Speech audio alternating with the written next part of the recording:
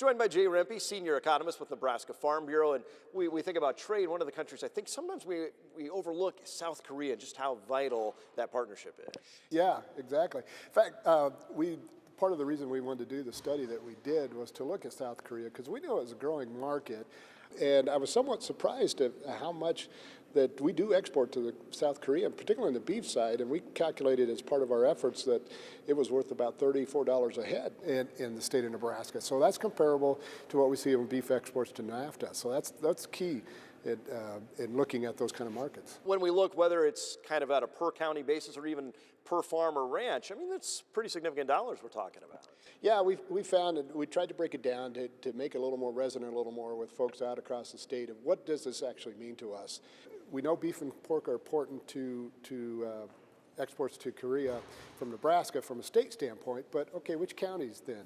And it's interesting because it depends on how you measure it. We found in Cumming County it's worth about $12.5 million.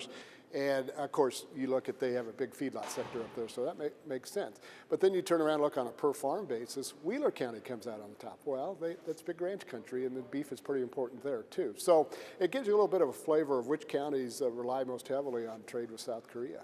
You don't stop and think about what these trade agreements mean sometimes, but on a per farm basis, those are pretty significant dollars. Oh yeah, and you look at, and that's just a rough measurement of the value of that trade with South Korea to a farm in Wheeler County.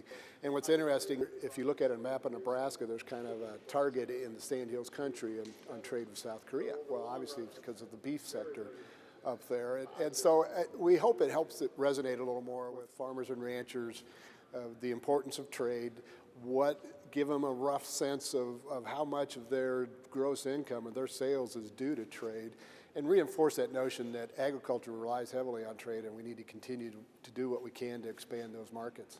You know, it's been about 12 months ago now, I suppose, since the president pulled out of TPP as promised as a candidate, and I think we're still kind of trying to move forward, especially on the bilateral side. It's not a real quick process, it doesn't seem to be.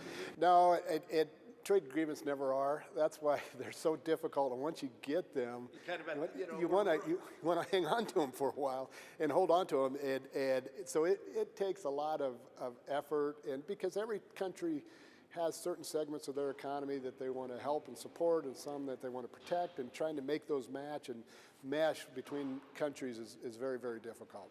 All right, Jay, thanks so much. You bet. Glad to do it, Steve.